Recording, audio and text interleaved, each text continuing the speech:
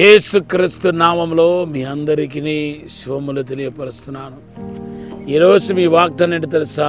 కీర్తన 32:8. దేవుడు అద్భుతమైన వాగ్దానం ఇచ్చాడు. అంతేకాదు, మీ జీవితంలో కనపడుతున్న పర్వతం లాంటి సమస్యలు కూడా అతి త్వరలో తొలగబోతున్నాయి. మీకు ఆ కృపాక్షేమం కలగబోతున్నాయి.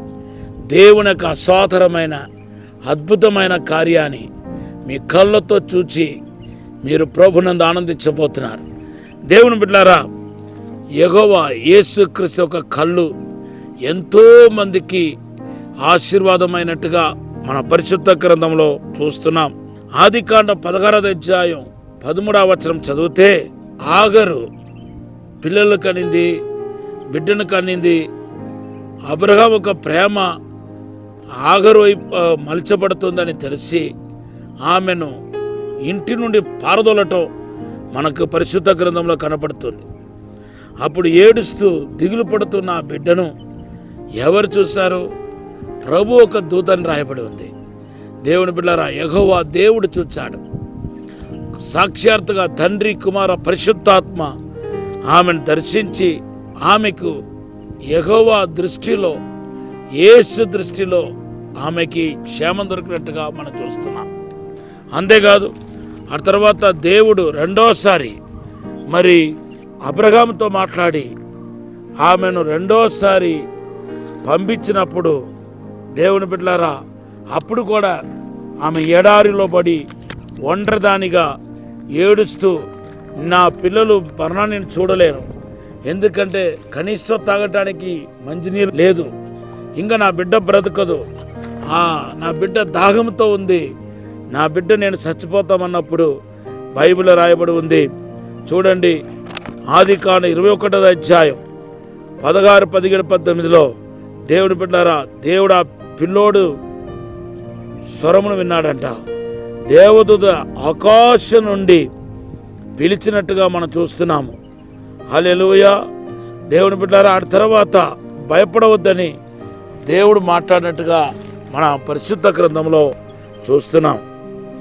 ఇవన్నీ చూస్తూ ఉంటే దేవుని బిడ్డలారా, దేవుని యొక్క కళ్ళు మరి ఆగరు మీద పడినట్టుగా, ఆగరుకు మరొక జన్మం ఇచ్చినట్టుగా, చిగురించినట్టుగా, బలపరిచినట్టుగా మన పరిశుద్ధ గ్రంథంలో చూస్తున్నాం.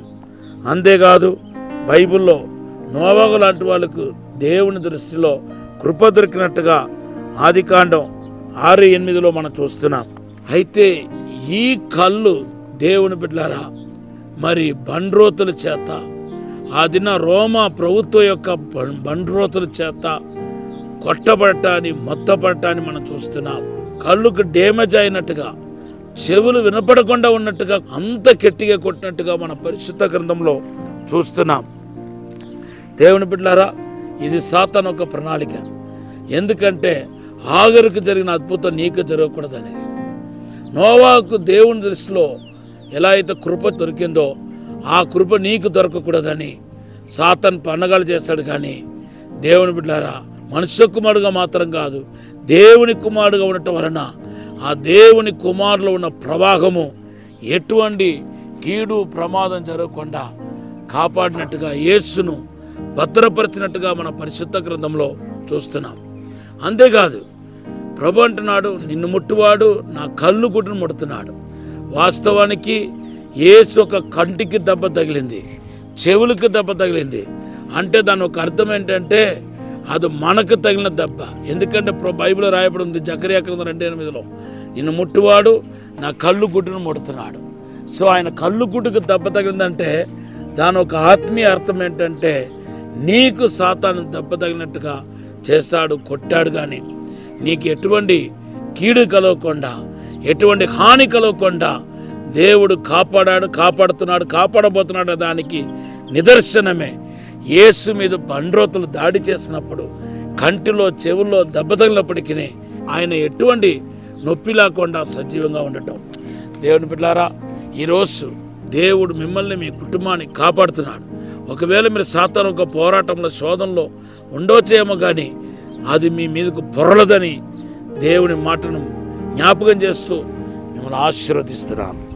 ఇప్పుడు ఒక చిన్న ప్రార్థన చేస్తాం. పరిశుద్ధము నమ్మకమైన పరలోక తండ్రి, నీకు వందనాలు, స్తోత్రాలు ప్రభా. ఈ మాట వింటున్న ప్రతి ఒక్కరి జీవితంలో అద్భుతం జరిగించమని అడుగుతున్నాను తండ్రి. యేసుక్రీస్తు ఒక రక్తాన్ని ప్రోక్షిస్తున్నాను, గొర్రెల రక్తాన్ని ప్రోక్షిస్తున్నాను. ఇప్పుడే ఆశీర్వదించండి, అద్భుతం జరిగించండి ప్రభా. మేలు చేయమని యేసు నామములో అడిగి వేడుకుంటున్నాం తండ్రి. ఆమేన్. Have a blessed day. God bless you. దేవుడు మన దీవించిన కాక.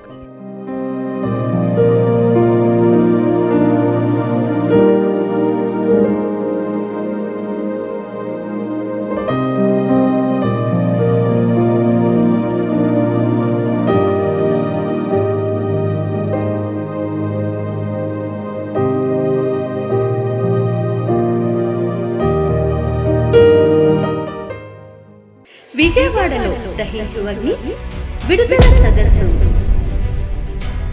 మార్చ్ 3, 4, 5 తేదీలలో ప్రతిరోజు ఉదయం 10 గంటల నుండి ప్రారంభించబడును.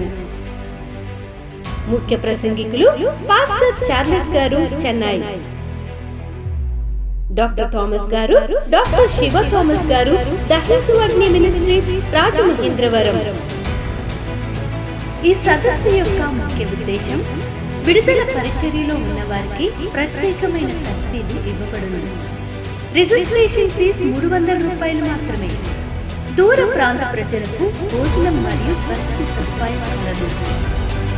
స్థలం కందుకూరి కళ్యాణ మండపం, జింకానా గ్రౌండ్స్, విజయవాడ.